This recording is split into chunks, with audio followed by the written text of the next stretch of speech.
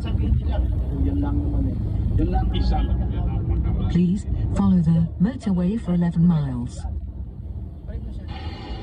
Nang unang taon ng kanyang paghahari, akong si Daniel ay nakaunawa sa pamamagitan ng mga aklat. Pansinin niyo po, nang unang taon ng wika ng kanyang paghahari, akong si Daniel, nakaunawa ako sa pamamagitan ng mga aklat. Tuloy, ano yung naunawa niya? Nang bilang ng mga taon na sinalita ng Panginoon kay Jeremias na propeta. Kita niyo, si Daniel pala, nagbasa ng sulat ni propeta Jeremias. Ito, nabasa niya ito.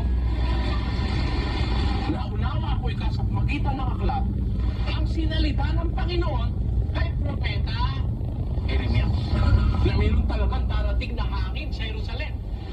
O ano ngayon yung nakita, sinasabi niya tungkol doon na naunawa niya sa pamamagitan ng aklat ni Jeremias yung darating na mangyayari. Alin yun?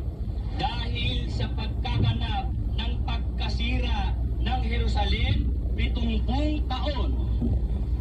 Nasira ho ang Jerusalem anyo 70. Narinig po natin ang pahayag mismo kung paano ipinaliwanag ni Mr. Soriano ang nakasulat po doon sa Daniel 9:2 na ang pagkasira raw na binabanggit sa Daniel 9:2 ay ang naganap sa Jerusalem noong pong 70 AD. Salakayin ni General Tito po ang Jerusalem. At maging sa kanilang mga leksyong pandoktrina, isa po ito sa mga aral na kanilang itinuturo eh. Baka itanong ng ating mga taga-subaybay, bakit natin natitya kapatid na rin na mali yung ganoong pagkaunawa ni Mr. Soriano? Dahil sa hindi naman gano'n ang turo po ni Daniel. Kung babasahin natin mismo, ang nakasulat sa talata, ng unang taon ng kanyang paghahari, akong si Daniel ay nakaunawa sa pamamagitan ng mga aklat ng bilang ng mga taon na sinalita ng Panginoon kay Jeremias na propeta dahil sa pagkaganap ng pagkasira ng Jerusalem 70 taon.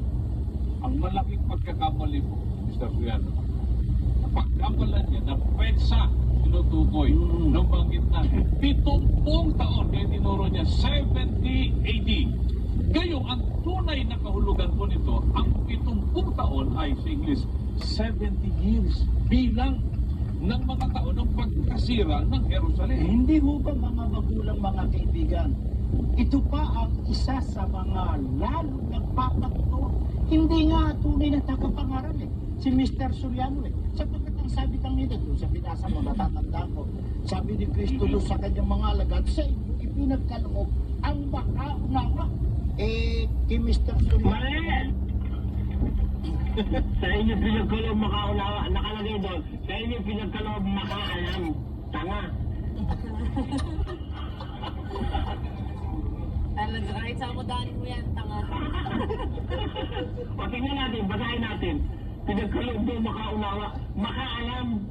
Hindi makaunawa, no? Pakinggan nyo, basahin natin. Sabi po yan sa Marcos 4:11.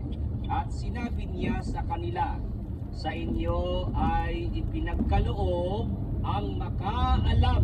Puta mo, hindi makaunawa. Iba yung makaunawa sa makaalam, ano? Wow, bularan. Nagyaya pangyabang kayo, sisasayt-sayt kayo, mali pa sinasayt mo.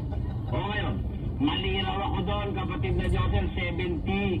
Bakit daw?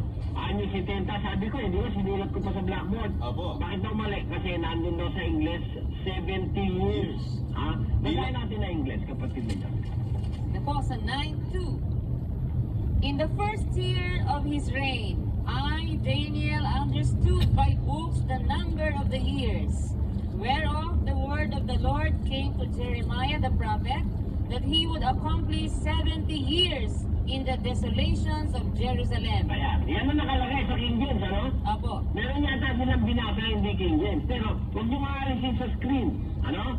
Tama ang pagkaunawa ko, sila mali. Kapatid na Joseph. Ang sabi, in the first year of his reign, I, Daniel, is understood by books the number of the years whereof the word of the Lord came to Jeremiah the prophet that he would accomplish, tandaan mo yung salita rito, he would accomplish 70 years in the desolation of Jerusalem. Meaning, may magdadaang 70 taon para maganap ang pagkawasak ng Jerusalem.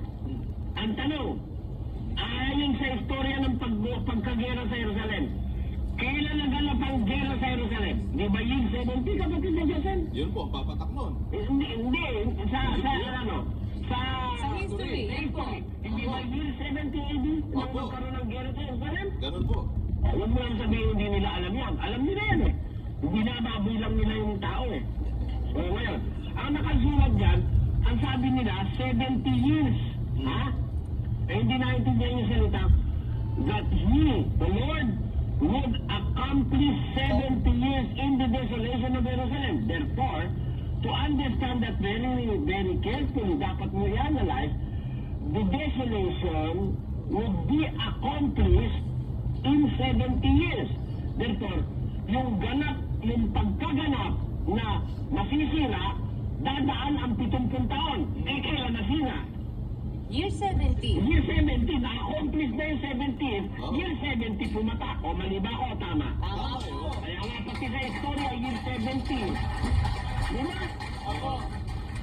Kaya pati sa istorya, year 70 AD, eksakto naganap ang pagkawasak ng Jerusalem. Kung nag-umpisa yun, way back 70 years before, pero yung pagkaganap, year 70, pumatak. Tama o hindi? Tama po yun. Yun ang tamang salin sa Tagalog. Pakinggan nyo sa Tagalog. Nang unang taon ng kanyang paghahari, akong si Daniel ay nakaunawa sa pamamagitan ng mga aklat ng bilang ng mga taon na sinalita ng Panginoon kay Jeremias na Lagay nyo propeta. sa screen.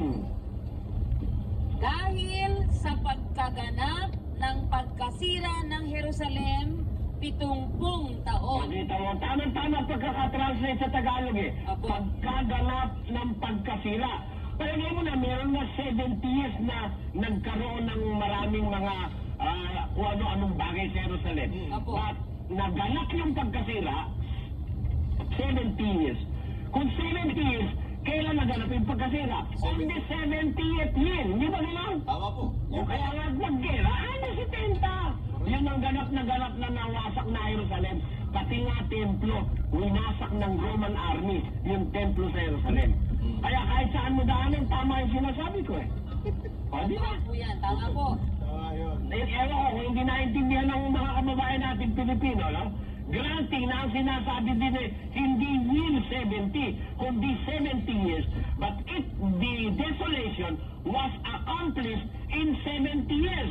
Kaya, the Jerusalem was totally desolate on the 70th year of the 70 years. Diba? Correct. Ay kailan naganap yung digma, naganap na mo, nagwasak sa Jerusalem? Year 70 AD, ayon sa history. Kaya pati sa history, saksi ko na si Bularan ay tanga.